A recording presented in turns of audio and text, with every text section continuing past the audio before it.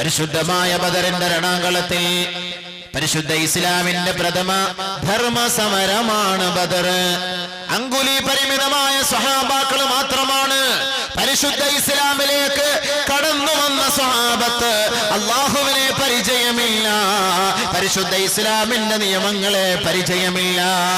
ബഹുമാനപ്പെട്ട സഹാബാക്കൾ, ബഹുമാനപ്പെട്ട മുഹാജിരീങ്ങളായ മക്കക്കാരായ സഹാബാക്കൾ, അല്ലാഹുവിന്റെ റസൂൽ സ്വല്ലല്ലാഹു അലൈഹി വസല്ലമ തങ്ങൾ ബദറിന്റെ സമയം വരെ അവരുടെ സകലമായ കാര്യങ്ങളിലും മുന്നിൽ നിർത്തിയിരുന്നത് മക്കക്കാരായ മുഹാജിരീങ്ങളെയാണെങ്കിൽ ബദറിന്റെ സന്ദർഭത്തിൽ ബഹുമാനപ്പെട്ട മദീനക്കാരായ അൻസാരികളെയും അല്ലാഹുവിന്റെ റസൂല് ഒരുമിച്ച് കൂട്ടിയിട്ട് പറഞ്ഞു, അല്ലാഹുവിന്റെ തീരുമാനമാണ്, നമ്മൾ എല്ലാവരും ബദറിൽ പങ്കെടുത്തേ മതിയാകൂ.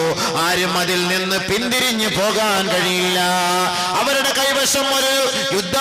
കൈവശം യുദ്ധം ചെയ്യാനുള്ള അതിനൂതനമായ നിലയിൽ അത്യാധുനിക ഉപകരണങ്ങളൊന്നുമില്ല, കൂടുതൽ ഒട്ടകങ്ങളൊന്നുമില്ല, ആൾബലങ്ങളോ ഒന്നുമില്ല. ബഹുമാനപ്പെട്ട പ്രവാചകനും സഹാബാക്കൾക്കുമുള്ളത് ഈമാനും തഖ്വയും മാത്രമാണ്, അല്ലാഹുവിലുള്ള അചഞ്ചലമായ വിശ്വാസം മാത്രമാണ്.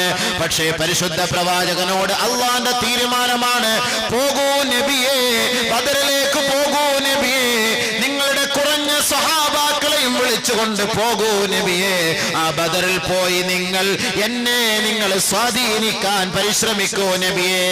എതിർപക്ഷത്ത് പ്രവാചകന്റെ കുടുംബത്തിൽ പെട്ടവരുണ്ട്, പ്രവാചകന്റെ സഹപ്രവർത്തകരായിരുന്ന എത്രയോ പേരുണ്ട്, പ്രവാചകന്റെ മരുമകൻ പോലുമുണ്ട്, പ്രവാചകന്റെ പിതൃവ്യന്മാര് പോലുമുണ്ടെങ്കിൽ ബഹുമാനപ്പെട്ട പ്രവാചകൻ എതിർ കക്ഷികളിലേക്ക് നോക്കുമ്പോൾ, എതിർപക്ഷത്തേക്ക് നോക്കുമ്പോൾ അല്ലാഹുവിന്റെ റസൂലിന്റെ ഹൃദയം തുടിക്കുകയാണ്. കാരണം ഇന്നലെ വരെ ഒരുമിച്ച് സഹകരിച്ചിരുന്ന സ്വന്തക്കാരുമായി ധർമ്മസമരത്തിൽ പങ്കെടുക്കേണ്ട ദുഃഖം ബഹുമാനപ്പെട്ട പ്രവാചകനെ വല്ലാണ്ട് വേദനിപ്പിക്കുകയാണ്. പക്ഷെ എന്ത് ചെയ്യാൻ, അല്ലാഹുവിന്റെ തീരുമാനമാണ്, പടച്ച തമ്പുരാന്റെ തീരുമാനമാണ്. അല്ലാഹുവിന്റെ മുന്നിൽ തലകുനിക്കുകയല്ലാതെ മറ്റു മാർഗമില്ല എന്ന് മനസ്സിലാക്കിയ നബിയും സഹാബാക്കളും അതാ ബദറിന്റെ രണാങ്കളത്തിലേക്ക് പുറപ്പെടുകയാണ്. അങ്കുലി പരിമിതമായ 313 317 സഹാബാക്കൾ മാത്രമാണ്.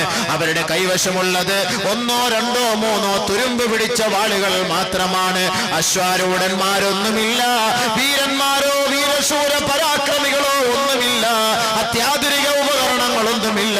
പക്ഷേ അവരുടെ കൈവശമുണ്ടായിരുന്ന ഒരേ ഒരായുധം തഖ്വയായിരുന്നു, വിശ്വാസമായിരുന്നു, ഈമാനായിരുന്നു.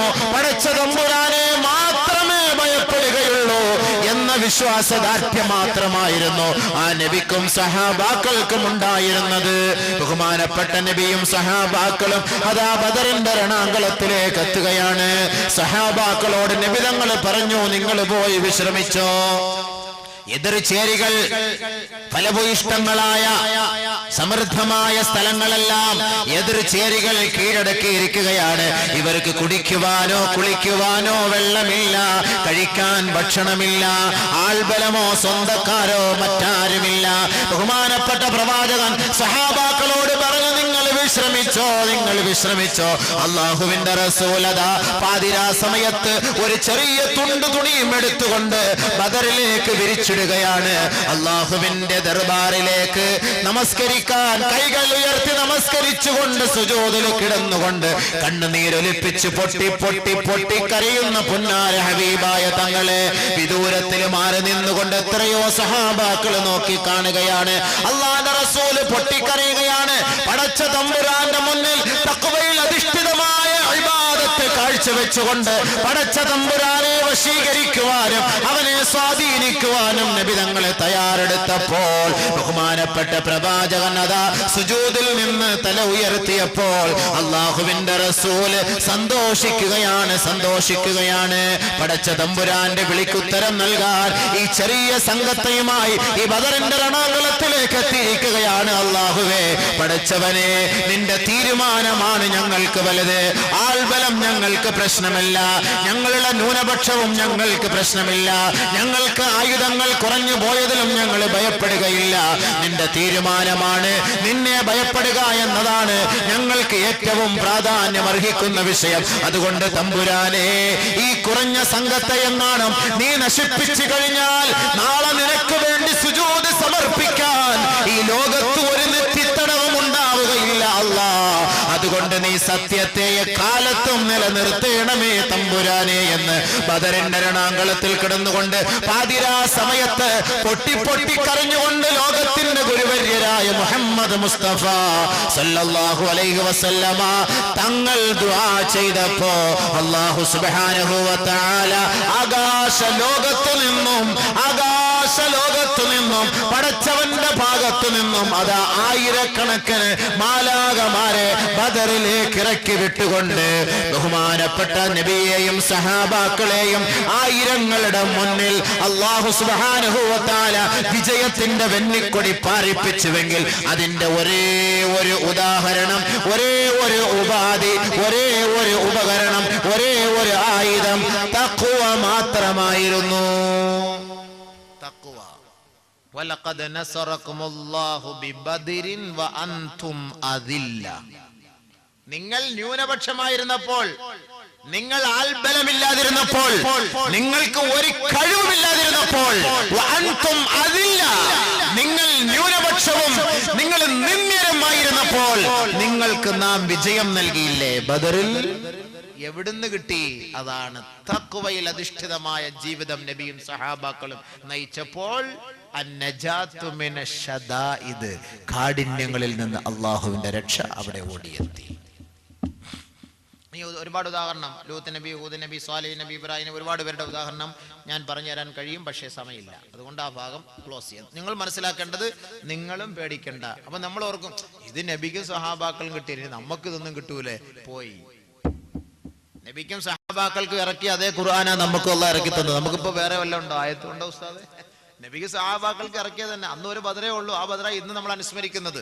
റസൂലുള്ളാഹി സ്വല്ലല്ലാഹു അലൈഹി വസല്ലം ഞങ്ങളെ സഹാബാക്കളും പാതിരാത്രി സമയത്ത് അല്ലാഹുവേ ദീൻ നിലനിർത്താൻ വേണ്ടി, ഈമാൻ നിലനിർത്താൻ വേണ്ടി, ഹിദായത്ത് കിട്ടാൻ വേണ്ടി നീ ഞങ്ങളെ സഹായിക്കണേ അല്ലാഹുവേ എന്ന് ദുആ ചെയ്തുകൊണ്ടിരുന്ന പാതിരാ സമയങ്ങളിൽ ഇന്ന് നമ്മൾ ബിരിയാണിയും മട്ടനും ചാപ്സും ഒക്കെ അടിച്ചിട്ട് ആ രാത്രി ഹയാത്താക്കുന്നത് അല്ലേ? ഉഷാറായ ചാപ്പാടല്ല അന്ന്, നല്ല റാഹത്തായിട്ട്. ആരെങ്കിലും ഒന്ന് പോയിരുന്ന ഒന്ന് ദിക്ർ ചെയ്ത് ദുആ ചെയ്ത് അള്ളാഹുവിന്റെ അടുക്കൽ ആ ഒരു സന്ദർഭം ഒന്ന് അയവിറക്കുവോ. അന്നൊരു പൊതി കിട്ടിയില്ലെങ്കിൽ അവിടെ നടിച്ച് ഇവിടുന്ന് അടി, അവിടെ തള്ളി ഇവിടെ തള്ളി, ഞാൻ പൈസ എനിക്ക് കിട്ടിയില്ല, എനിക്ക് ടോക്കൺ കിട്ടിയില്ല. പള്ളി ബദർ തന്നെ, പള്ളിയില് ബദർ കാണാൻ പറ്റും. ബഹുമാനമുള്ള സഹോദരൻ, ഇബാദത്തുകൾ ചെയ്യും, അവർക്ക് വേണ്ടി ദുആ ചെയ്യും. ആ അനുസ്മരണത്തിന്റെ പേരിൽ നമ്മൾ എല്ലാവരും ഇബാദത്തും കഴിഞ്ഞ് രാത്രി ഹയാത്താക്കുന്നതിന്റെ പേരിൽ അൽഹംദുലില്ലാഹ് നമുക്ക് ആഹാരം വീട്ടിൽ പോയിരുന്ന് പാചകം ചെയ്ത് എടുത്ത് തിന്ന് സമയം കളയാതിരിക്കാൻ വേണ്ടി കൂടുതൽ സമയം പള്ളിയുമായി ബന്ധപ്പെട്ടിട്ട് അൽഹംദുലില്ലാഹ് അവിടെ കിട്ടുന്ന ആ ഒരു ബർക്കത്തായ മുബാറക്കായ മജ്ലിസിൽ നിന്ന് കിട്ടുന്ന ആ ഒരു റിസ്ക് സന്തോഷമായി കഴിക്കും. കിട്ടിയവർ കഴിക്കും, ഇല്ലാത്തവർ അൽഹംദുലില്ലാഹ് പറയും. അതിന്റെ പേരിൽ ഒരു അടിയും വഴക്കും പള്ളികളിൽ ഉണ്ടാക്കാതെ, ഇവിടെ ബദർ നടത്താതെ, അതാണ് നമുക്ക് വേണ്ടത്. തഖ്വ അല്ലാഹു രക്ഷപ്പെടുത്തി. ഒന്നാമത്തെ ചാൻസ്, ഒന്നാമത്തെ ഓഫർ അന്നജാതു മിനശ്ശദായിദ്. ഇനി ഒരുപാടുണ്ട് ഉദാഹരണം, പറക്കാം, സമയമില്ലാത്തതുകൊണ്ട് പെട്ടെന്ന് നിർത്തുകയാണ്. രണ്ടാമത്തെ ഓഫർ മുത്തഖീങ്ങളെ, നോമ്പ് പിടിച്ച തഖ്വ ഉള്ളവരെ, നോമ്പ് പിടിച്ച തഖ്വധാരികളായി മാറിയവരെ അല്ലാഹു തആല നിങ്ങൾക്ക് നൽകുന്ന രണ്ടാമത്തെ ഓഫർ അൽ മഇയ്യത്ത്. മഇയ്യത്ത് എന്ന് പറഞ്ഞാൽ മഇയ്യത്ത് എപ്പോഴും അല്ലാഹ് കൂടെ ഉണ്ടാകും, നമ്മുടെ കൂട്ടത്തിൽ അല്ലാഹു. നമ്മുടെ കൂടെ ഒരു ഗൺമാൻ ഉണ്ടെങ്കിൽ എന്ത് സന്തോഷം, എവിടെയും കയറി പോകാം. ഒരു രാഷ്ട്രീയക്കാരൻ കാറിലുണ്ടെങ്കിൽ ബെൽറ്റ് ഇടാതെ പോകും ഞെളിഞ്ഞിരുന്ന്. കാരണം എന്താ, പിടിച്ചാ പറയും MLA അവിടെ തീർന്നു. അയാടെ ഒരു ഗൗരവവും അയാടെ ഒരു ഫഖറും. പിന്നെന്താ, ഒരു പോലീസുകാരനെങ്ങാനും കൂടെ വന്നിരുന്നപ്പോൾ SIO, CIO, SPO, DYSPO, അവരുടെ ഫോൺ നമ്പർ എങ്ങാനും നമ്മുടെ കൈവശം ഉണ്ടെങ്കിൽ DYSP വിളിക്കുന്നല്ലേ, എന്താന്ന് ചോദിക്കട്ടെ. ഇയാളങ്ങ് പതുക്കെ പെണ്ണുമ്പിള്ളയും കളഞ്ഞിട്ടോ മക്കളെയും കളിഞ്ഞിട്ടോ വിളിക്കുന്നത് ഒലിച്ചിരുന്ന് കല്ലോട്ടാൻകുഴി പോയിരുന്നേ വിളിക്കുള്ളൂ. DYSPയാ വിളിച്ചത്, എന്തോ വലിയ കാര്യം പോലെ. SP വിളിച്ചാൽ എന്തോ വലിയ കാര്യം പോലെ, CI വിളിച്ചാൽ എന്തോ വലിയ കാര്യം പോലെ, അവരുടെ ഒരു ഫോൺ നമ്പർ ഉണ്ടെങ്കിൽ എന്തോ വലിയ കാര്യം പോലെ. അതൊന്നും വലിയ കാര്യമല്ല സുഹൃത്തുക്കളെ. എത്രയോ പേരുടെ നമ്പർ കിട്ടും, എത്രയോ പേരുമായി ബന്ധപ്പെടാം, എത്രയോ പേരുമായി സുഹബത്ത് ഉണ്ടാക്കാം. CIDയോ DGPയുടെയോ മുന്നിൽ പോയി നമുക്കിരുന്ന് സംസാരിക്കാമല്ലോ. അവരെന്താ കൊന്നുകളയോ തിന്നുകളയോ? നമുക്ക് പോയി നേരിട്ട് സംസാരിക്കാമല്ലോ. മുഖ്യമന്ത്രിയുടെ മുന്നിൽ പോയി സംസാരിക്കാമല്ലോ. ആഭ്യന്തരമന്ത്രിയുടെ മുന്നിൽ പോയി സംസാരിക്കാമല്ലോ. പട്ടാളക്കാരുടെ മുന്നിൽ പോയിരിക്കാമല്ലോ. കൊന്നുകളയുമോ നമ്മളെ? ഇല്ല. ബഹുമാനമുള്ള സഹോദരങ്ങളെ, പക്ഷെ അള്ളാഹു കൂടെ വരണമെങ്കിൽ അത് ഇത്തിരി പാടാണ്. ആ നമ്പർ ഒന്ന് മേടിച്ചു വെക്കാൻ ഇത്തിരി പാടാണ്. 756 കിട്ടാൻ ഇല്ലേ? 756. ബിസ്മില്ലാഹിർ റഹ്മാനിർ റഹീം. അള്ളാഹയെ കൂട്ടുപിടിക്കണമെങ്കിൽ ഇച്ചിരി പാടാണ്. അത് പിടിക്കാൻ നീ നോക്ക്. നീ ആരെയും പേടിക്കണ്ട. രണ്ടാമത് അല്ലാഹു തആല മുത്തഖീങ്ങൾക്ക് നൽകുന്ന ഓഫർ ഞാൻ നിങ്ങളുടെ കൂട്ടത്തിൽ കാണും. വഅലമൂ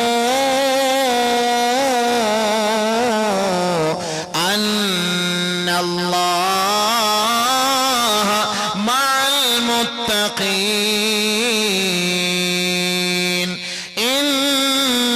ഇന്നല്ലാഹ മഅല്ലദീന തഖൗ വല്ലദീന ഹും മുഹ്സിനൂൻ. വഅലമൂ അറിഞ്ഞുകൊള്ളണം, അറിയുവിൻ സഹോദരങ്ങളെ, അന്നല്ലാഹ മഅൽ മുത്തഖീൻ. തീർച്ചയായും അല്ലാഹു മുത്തഖീങ്ങളോടൊപ്പമാണ്. മുത്തഖീങ്ങളോടൊപ്പമാണ്, മതഭക്തന്മാരോടൊപ്പമാണ്. ഇന്നല്ലാഹ മഅല്ലദീന തഖൗ വല്ലദീന ഹും മുഹ്സിനൂൻ. തഖ്വയുള്ളവരോടൊപ്പമാണ് അല്ലാഹു. ഭയപ്പെടുന്നവരോടൊപ്പമാണ് അല്ലാഹു. ഉപകാരം ചെയ്യുന്നവരോടൊപ്പമാണ് അല്ലാഹു. തഖ്വ ഉള്ളവർക്ക് മാത്രമേ തന്റെ സഹോദരനെ സഹോദരനായി കാണാൻ കഴിയൂ. അയൽവക്കക്കാരെ അയൽവക്കക്കാരനായി കാണാൻ കഴിയൂ. തന്റെ വൃദ്ധരായ മാതാപിതാക്കളെ അതെന്റെ വാപ്പയാണ് ഉമ്മയാണെന്ന് കാണാൻ കഴിയൂ. അങ്ങനെ ഉപകാരം ചെയ്യുന്നവരോടൊപ്പം അല്ലാഹു ഉണ്ടാകുമെന്ന് പരിശുദ്ധ ഖുർആൻ.